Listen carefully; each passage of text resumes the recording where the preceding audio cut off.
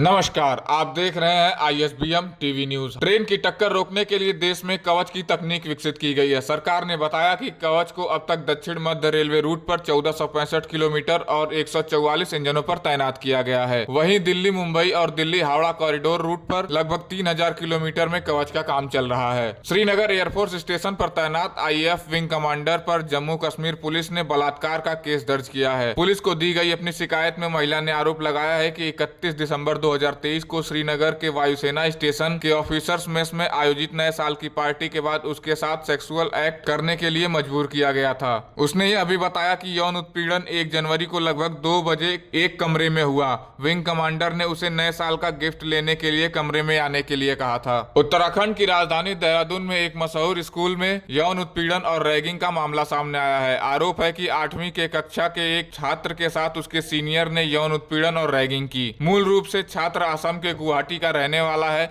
उसके पिता ने स्कूल प्रशासन को इसकी शिकायत की, लेकिन कोई कार्रवाई नहीं हुई, जिसके बाद उन्होंने गुवाहाटी में 0 FIR दर्ज करवाई, जो देहरादून में ट्रांसफर की गई। भारतीय रिजर्व बैंक यानी RBI ने देश के 2 दिग्गज बैंकों एक्सिस बैंक और HDFC बैंक पर कुल मिलाकर 2 करोड़ 91 लाख का जुर्माना लगाया है। केंद्रीय बैंक ने कहा कि बैंकिंग विनियमन अधिनियम के प्रावधानों का उल्लंघन करने और जमा ब्याज दर अपने ग्राहकों को जाने और कृषि से संबंधित विनियमों का पालन करने में विफल रहने के लिए एक्सिस बैंक पर 1 करोड़ 91 लाख रुपए का जुर्माना लगाया गया है। बारामूला से लोकसभा सांसद इंजीनियर राशिद जेल से बाहर आए। बोले, मोदी को नया कश्मीर नैरेटिव के खिलाफ लड़ूंगा, साबित करूंगा कि कश्मीरी पत्थरबाज नहीं है। दुनिया अभी तक कोरोना वायरस की महामारी से पूरी तरह उबर नहीं पाई है। इसी बीच एक और वायरस मंकी पॉक्स नामक ने दस्तक दे दी है। मंकी पॉक्स ने दुनिया के कई देशों के लिए खतरे की घंटी बजाई है। मंकी पॉक्स के पहले मामले की भारत में पुष्टि भी हो गई है। सरकार ने टोल नियमों में बड़ा बदलाव किया है। इस राहत भरे बदलाव के जरिए अब GNSS से लैस निजी वाहनों को 20 किलोमीटर तक कोई टोल टैक्स नहीं देना होगा। दरअसल नए नियमों में कहा गया है कि वैश्विक नेविगेशन उपग्रह प्रणाली से लैस निजी वाहनों के मालिकों से राजमार्गों और एक्सप्रेसवे पर रोजाना 20 किलोमीटर तक के सफर के लिए कोई शुल्क नहीं लिया जाएगा।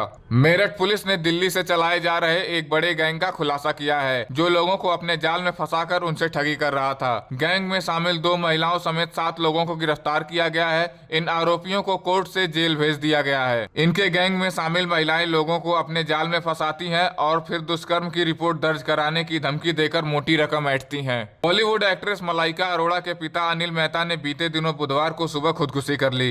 इस घटना के बाद फिल्म इंडस्ट्री में शोक की लहर छा गई। बताया गया कि एक्ट्रेस के पिता ने सुबह करीब 9 बजे आसपास बांद्रा स्थित अपने फ्लैट की बालकनी से कूदकर जान दे दी। उनकी मौत सुसाइड थी या हादसा, इसके बारे में फिलहाल कोई भी जानकारी सामने नहीं आई है, लेकिन कुछ रिपोर्ट्स में कहा गया है कि अनिल मेहता ने जान देने से पहले अपनी दोनों बेटियों मलाइका अरोड़ा और अमृता अरोड़ा से कॉल पे बात किया था। दिल्ली NCR में भूकंप के झटके महसूस किए गए। बताया जा रहा है कि भूकंप का केंद्र पाकिस्तान में था।